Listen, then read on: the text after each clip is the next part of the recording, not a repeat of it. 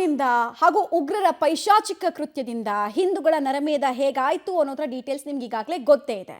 ಈಗ ಭಾರತೀಯ ಸೇನೆ ಯಾವ ಉಗ್ರರು ಹೀಗೆ ಮಾಡಿದ್ರು ಅಥವಾ ಯಾವ ರಾಷ್ಟ್ರ ಹೀಗೆ ಮಾಡಿತ್ತೋ ಅವರ ಸಂಹಾರಕ್ಕೆ ಕಟಿಬದ್ಧವಾಗಿ ನಿಂತಂತೆ ಕಾಣಿಸ್ತಾ ಇದೆ. ಹಾಗಾಗಿ ಏನಾಗಿದೆ, ಈಗ ಭಾರತೀಯ ಸೇನೆಯಿಂದ ಯಾವ ಹೆಜ್ಜೆ ಇಡ್ಲಾಗ್ತಾ ಇದೆ ಅನ್ನೋದ್ರ ಡೀಟೇಲ್ಸ್ ನಾವು ಕೊಡ್ತೀವಿ ನೋಡಿ. ಇಬ್ಬರು ಉಗ್ರರ ಮನೆಯನ್ನ ಭಾರತೀಯ ಸೇನೆ ಉಡಾಯಿಸಿದೆ. ಉಗ್ರ ಆಸಿಫ್ ಮತ್ತು ಉಗ್ರ ಆದಿಲ್ ಮನೆಗಳು ಧ್ವಂಸ ಆಗಿದೆ. ದಕ್ಷಿಣ ಕಾಶ್ಮೀರದಲ್ಲಿರುವಂತಹ ಆಸಿಫ್ ಶೇಖ್ ನಿವಾಸ ಕಲಾಸ್ ಆಗಿದೆ. ಅನಂತನಾಗ್ ಜಿಲ್ಲೆಯಲ್ಲಿ ಉಗ್ರ ಆದಿಲ್ ನಿವಾಸ ಇತ್ತು. ಇದನ್ನು ಹುಡುಕಿ ರೇಖಿ ಮಾಡಿ ಬ್ಲಾಸ್ಟ್ ಮಾಡಿದ್ದಾರೆ.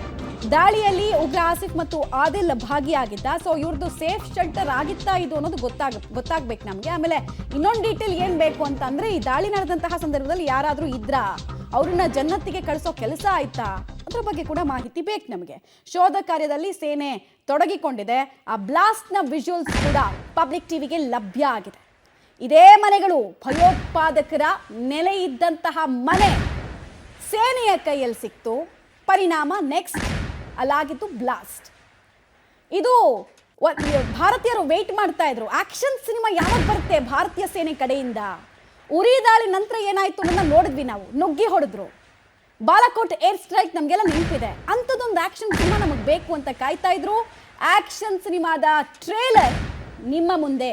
ಈ ಆಸಿಫ್ ಮತ್ತು ಆದಿಲ್ ಯಾರು ಕೇಳಿದ್ರೆ, ಆಸಿಫ್ ಇವನು ಕಾಶ್ಮೀರದವನೇ, ಲೋಕಲ್ ಟೆರರಿಸ್ಟು. ಇಲ್ಲಿ ಅನ್ನ ಇಲ್ಲಿ ನೀರು ಕುಡಿದು ಅಬ್ಬುಜಾನ್ ಯಾರು ಈತನಿಗೆ ಅಂತ ಕೇಳಿದ್ರೆ ಪಾಕಿಸ್ತಾನದವರು. ಅಲ್ಲಿಗೆ ಹುಡ್ತವ್ರ ರೀತಿ ಈತ ವರ್ತಿಸಿ ನಮ್ಮ ದೇಶದ ನಾಗರಿಕರನ್ನ ಕೊಲ್ಲುವಲ್ಲಿ ಪ್ರಮುಖ ಪಾತ್ರವನ್ನು ವಹಿಸಿದ್ದ.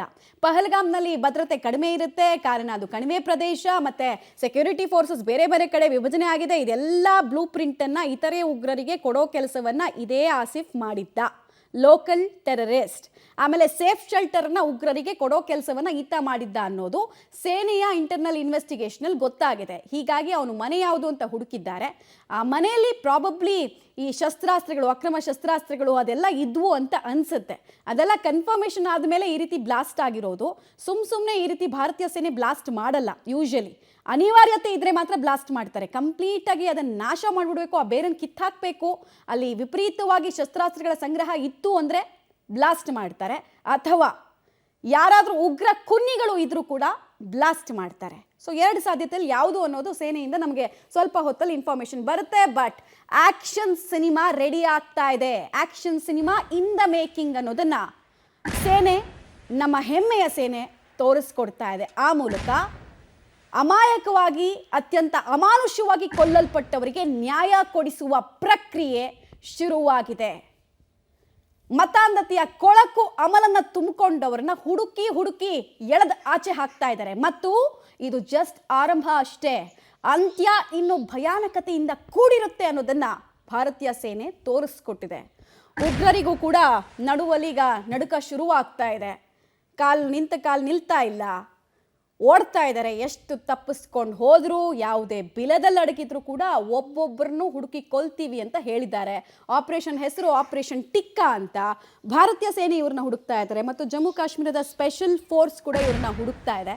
ಎನಿ ಮೂಮೆಂಟ್ ಇವ್ರ ಬಗ್ಗೆ ಕೂಡ ನಮಗೊಂದು ಬಿಗ್ ನ್ಯೂಸ್ ಸಿಗಬಹುದು. ಕಾಯ್ತಾ ಇರಿ, ಒಂದು ಹೋಪ್ಸ್ ಇಟ್ಕೊಳ್ಳಿ. ಹೋಪ್ಸ್ ಬಿಲ್ಡ್ ಮಾಡೋ ಕೆಲಸವನ್ನ ಈಗ ಆಲ್ರೆಡಿ 2-3 ದಿನದಲ್ಲಂತೂ ಭಾರತೀಯ ಸೇನೆ ಮಾಡಿದೆ. ಮನೆ ಬ್ಲಾಸ್ಟ್ ಆಗಿದೆ, ಇವರ ಮುಖಗಳು, ತಲೆಗಳು ಕೂಡ ಹಿಂಗೆ ಬ್ಲಾಸ್ಟ್ ಆಗುತ್ತಾ ಅನ್ನೋದನ್ನ ನೋಡಬೇಕು. ಇಷ್ಟು ಮಾತ್ರ ಅಲ್ಲ, ಅದೊಂದು ನಮ್ಮ ಪಕ್ಕದಲ್ಲಿ ಒಂದು ಭಿಕ್ಷುಕ ರಾಷ್ಟ್ರ ಇದೆಯಲ್ಲ, ಅದಕ್ಕೆ ಹೆಂಗೆ ಬುದ್ಧಿ ಕಲಿಸ್ತಾರೆ ಅನ್ನೋದನ್ನ ನೋಡ್ಬೇಕು ನಾವು.